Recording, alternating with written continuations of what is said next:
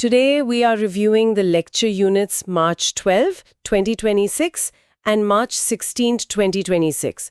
आज का एजेंडा काफी इंटेंस और एक्साइटिंग होने वाला है। हाँ, मतलब आज हम एक्चुअली आर प्रोग्रामिंग के कोर कॉन्सेप्ट से स्टार्ट करेंगे, जैसे वो लूप्स जो रेपिटेटिव टास्क को हैंडल करते हैं। Right.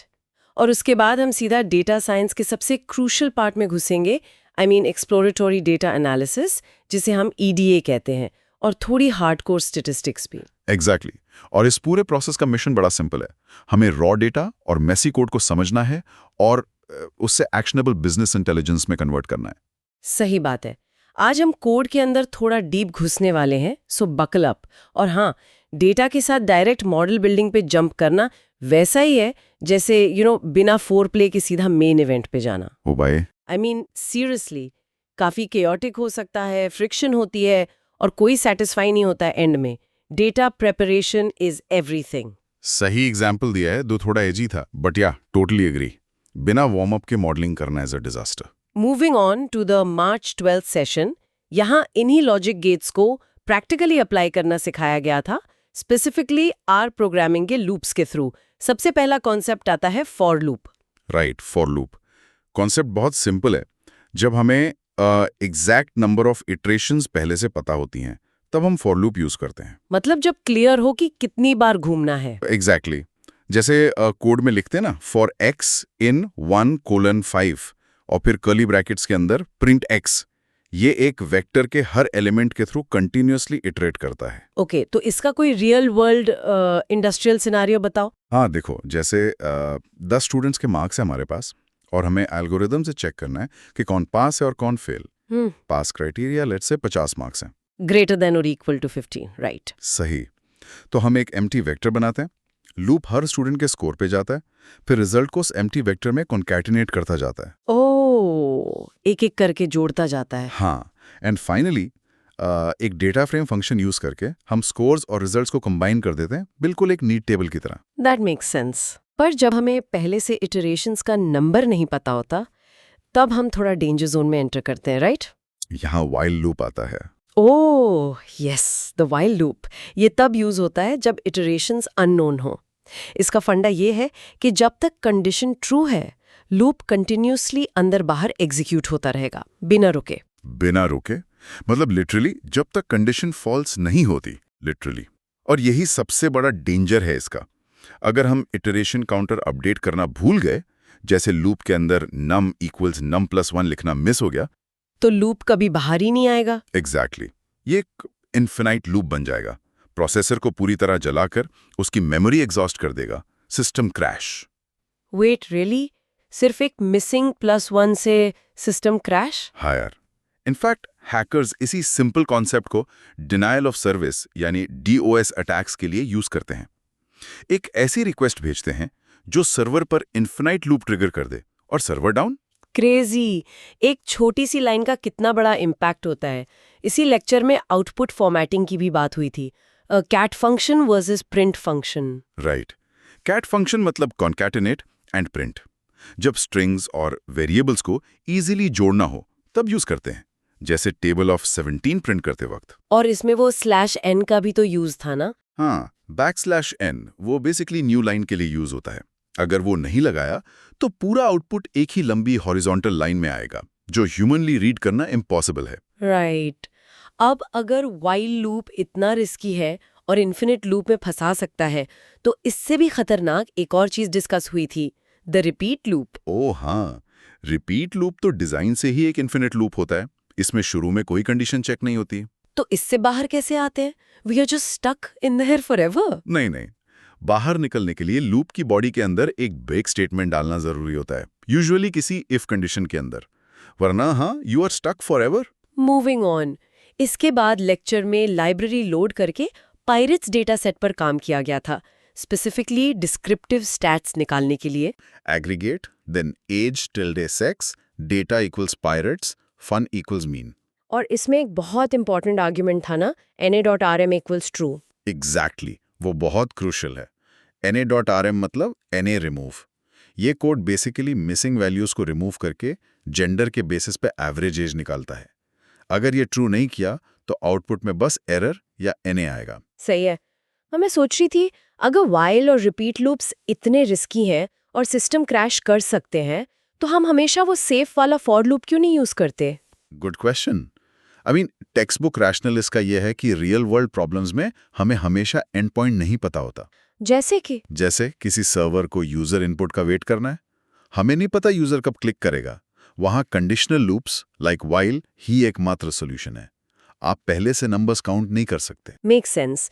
Moving on to the March 16 session, loops और बेसिक प्रोसेसिंग से आगे बढ़कर अब हम डेटा साइंस के सबसे एक्साइटिंग फेज में आते हैं, एक्सप्लोरेटरी डेटा एनालिसिस यानी EDA। KDD प्रोसेस का सबसे foundational step, knowledge discovery from data. हाँ, और कंबर की टेक्स्ट बुक में इसको बहुत क्लियरली एक्सप्लेन किया है। EDA is basically the data understanding and pre-processing phase. बिना डेटा समझे प्रेडिक्टिव मॉडल्स बनाना कैसा है? It is like reading a book from the middle यार। कुछ समझ नहीं आएगा कि कैरेक्टर कौन है और चल क्या रहा है। हाँ, बिल्कुल। और लेक्चर में एक टेलीकॉम चर्न का केस स्टडी था जो बहुत रिलेटेबल लगा मुझे। जैसे एयरटेल, जियो या वोडाफोन अगर हर महीने 1000 कस्टमर्स लूज कर रहे हैं। राइट। और मैनेजमेंट नेचुरली पूछेगी कि भाई क्यों जा रहे हैं लोग? के कंपैरिजन में 60,000 टाइम्स फास्टर प्रोसेस करता है। 60,000 टाइम्स, वाओ। इसलिए रोज और कॉलम्स देखने के बजाय लोग विजुअल्स प्रेफर करते हैं। सही बात है। एक्सेल शीट में मिलियंस ऑफ रोज देखकर दिमाग सुन्न हो जाएगा। इसलिए हम बॉक्स प्लॉट्स या स्कैटर प्लॉट्स बनाते हैं, एक पैटर्न तुरंत दिख जाता है। और विजुअल से सबसे जल्दी क्या पकड़ा जाता है? आउटलायर्स। लेक्चर में एक बड़ा जूसी एग्जाम्पल था।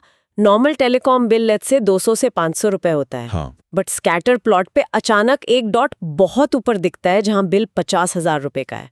अब ये 50,000 का फिगर ऑब्वियसली नॉर्मल नहीं है। बिल्कुल नॉर्मल नहीं है। या तो ये किसी का हेवी इंटरनेशनल रोमिंग का यूज है, या कॉर्पोरेट अकाउंट है, या फिर स्ट्रेट ऑफ फ्रॉड है। वही तो, इन आउटलायर्स और एनोमलीज को डील करना और जो मिसिंग डेटा होता है लाइक 10 से 20% डेटा खाली मिलता है फॉर्म्स में, ये क्रिटिकल स्टेप है डेटा क्लीनिंग का। और क्लीनिंग के बाद एक और स्टेप आता है, स्टैंडर्डाइजेशन। अब इसको समझो। अगर हम एक एल्गोरिदम में बिल्डिंग की हाइट मीटर्स में डाल रहे हैं, लेट्स से 100 मीटर्स, ओके, और उस बिल्डिंग की एज ईयर्स में डाल रहे हैं, लेट्स से 5 ईयर्स, तो मैथमेटिकल एल्गोरिदम हाइट को ब्लाइंडली ज्यादा इंपॉर्टेंस दे देगा। सिर्फ इसलिए क्योंकि 105 से बड़ा नंबर है। एग्जैक्टली। उस बेचारे एल्गोरिदम को थोड़ी पता है कि यूनिट अलग है।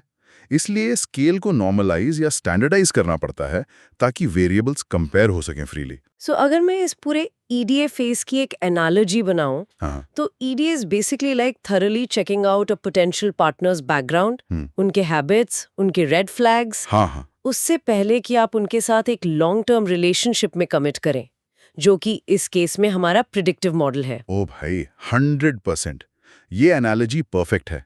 डेटा को मॉडल में इंसर्ट करने से पहले उसकी क्वालिटी चेक करना जरूरी है, वरना बाद में बस रोना ही लिखा है। हाँ, बिल्कुल। Moving on to the March 16th session continued.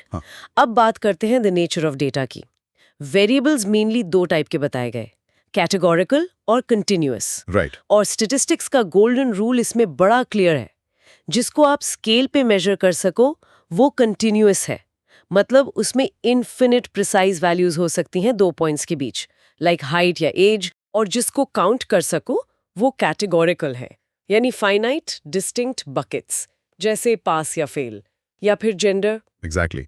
और यहाँ क्लास में एक बड़ा मस्त जोक था, 1.3 एवरेज जेंडर का कॉन्सेप्ट डिस्कस हुआ। ओ माँ, मुझे भी बहुत फनी लगा वो। देखो, लोग क्या करते हैं, मेल को 1 और फीमेल को 2 कोड कर देते हैं एल्गोरिदम के लिए, और फिर गलती से उस कॉलम का मीन निकाल लेते हैं। तो एवरेज 1.4 या 1.5 आएगा, पर 1.4 जेंडर का कोई सेंस नहीं बनता, राइट? एब्सर्ड। It's absurd. बिल्कुल सेंस नहीं बनता। इसलिए कैटेगोरिकल वेरिएबल्स का मीन कभी नहीं लेना चाहिए। मोड बेटर होता है ऐसे केसेस में। पर इन दोनों कैटेगरीज के बीच में एक ट्रिकी मिडिल ग्राउंड भी है, जिसे डिस्क्रीट वेरिएबल्स कहते हैं। ये थोड़ा कंफ्यूजिंग पार्ट था। हाँ, टेक्निकली डिस्क्रीट होल नंबर्स होते हैं, जैसे number of calls, number of SMS या नंबर ऑफ एम्प्लॉइज। अब ऑब्वियसली 5.5 कॉल्स तो नहीं कर सकते ना किसी को, वही ना। पर एनालिटिकल मॉडलिंग में एक इंटरेस्टिंग इंडस्ट्रियल एप्लीकेशन आता है, प्रोडक्शन प्लानिंग या शेड्यूलिंग का। अच्छा, वो एम्प्लॉय कैलकुलेशन वाला एग्जाम्पल। हाँ, मान लो आपका प्रेडिक्टिव ऑप्टिमाइजेशन मॉडल कहता है कि शिफ्ट में 6.8 एम्प्लॉइज चाहिए एफिशिएंसी मीट करने के लिए। तो अब HR क्या करेगा? किसी एम्प्लॉय का पैर काट कर तो 0.8 नहीं बनाएंगे ना फ्लोर पे उतारने के लिए। हाँ, वही तो, it would be a literal blood bath. But joke apart, analytical purposes के लिए एल्गोरिथम्स इन डिस्क्रीट नंबर्स को मैथमेटिकल फ्लो के लिए कंटिन्यूअस ट्रीट करते हैं। ओ, मतलब मॉडल के अंदर वो 6.8 ही रहेगा। राइट। एंड में मैनेजर अपना बिजनेस लॉजिक लगाकर डिसाइड करेगा कि ओवर टाइम देकर 6 लोग रखने हैं या एक एक्स्ट्रा बुलाकर 7। सो लॉजिक डिस्क्रीट है, बट एग्जीक्यूशन के वक्त वेट, मुझे एक क्वेश्चन है इसमें। अगर एज बाय डेफिनेशन कंटिन्यूस है, मतलब कोई 25.4 साल का हो सकता है, तो हम रियल वर्ल्ड में उसको कैटेगरीज में क्यों तोड़ते हैं, जैसे 18-30 या 31-40? ये एक्चुअली डेटा का नहीं, बिजनेस स्ट्रैटेजी का डिमांड है। मार्केटिंग कैंपेन स्पेसिफिकली डेमोग्राफिक्स को टारगेट करते हैं, राइट? जैसे जेन ज़ी या मिलेनियल्स। अच्छा, तो बिजनेस सेगमेंटेशन के लिए उस कंटिन्यूस डेटा को कैटेगोरिकल बनाना पड़ता है। एग्जैक्टली। एल्गोरिथम्स के लिए एज कंटिन्यूस वैल्यू होना बेस्ट है, क्योंकि इन्फो लॉस नहीं होता। बट प्रैक्टिकल बिजनेस डैशबोर्ड्स और एड कैंपेन्स के लिए बिन्स बनाना जरूरी हो जाता है। Very interesting. Moving on to the final stretch of the March 16th session, the bell curve or normal distribution. Nature को वैसे भी कर्व्स बहुत पसंद है, स्पेशली सिमेट्रिकल बेल कर्व्स। और रूल के मुताबिक जैसे जैसे ऑब्जर्वेशंस इंक्रीज होती हैं, आई मीन सैंपल साइज बड़ा होता है, almost everything in nature and business tends to form a normal distribution. Symmetrical एकदम। और इस डिस्ट्रीब्यूशन को समझने के लिए हम वेरिएंस और स्टैंडर्ड डिविएशन का यूज करते हैं, जिसे लेक्चर में क्लियरली डिफाइन किया गया। स्टैंडर्ड डिविएशन यानी सिग्मा ये बताता है कि डेटा आपके सेंट्रल मीन यानी म्यू से कितना दूर डिविएट हो रहा है। बिल्कुल।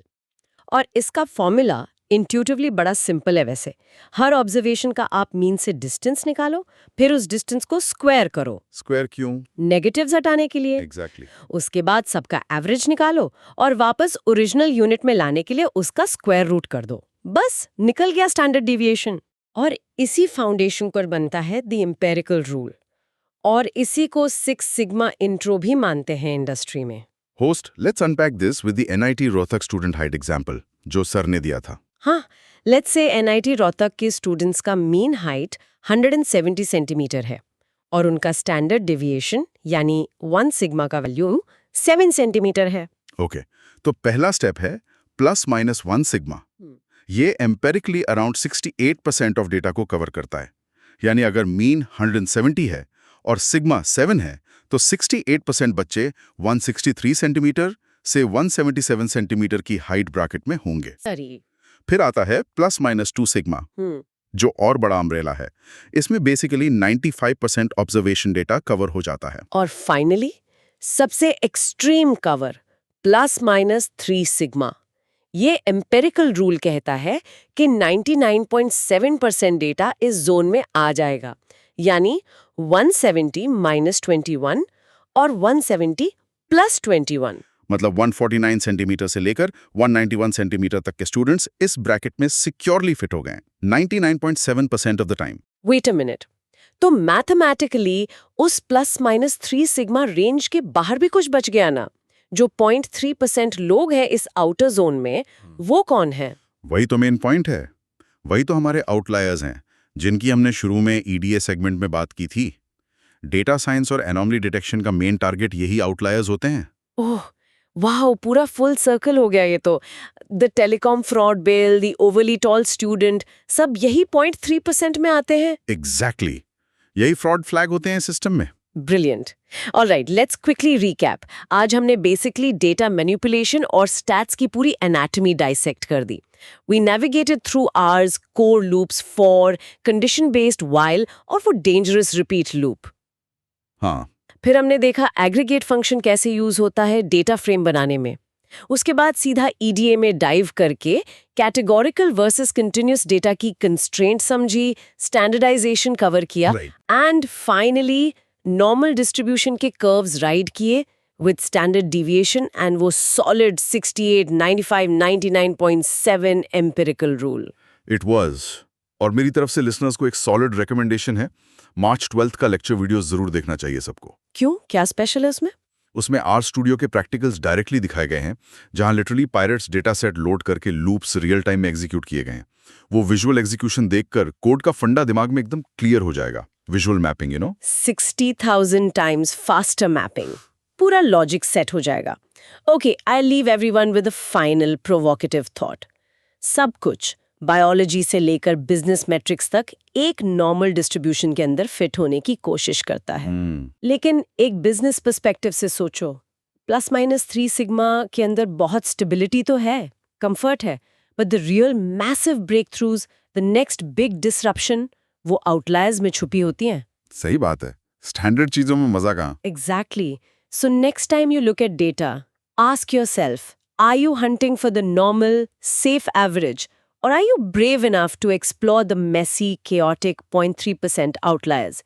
Keep exploring, dive deep,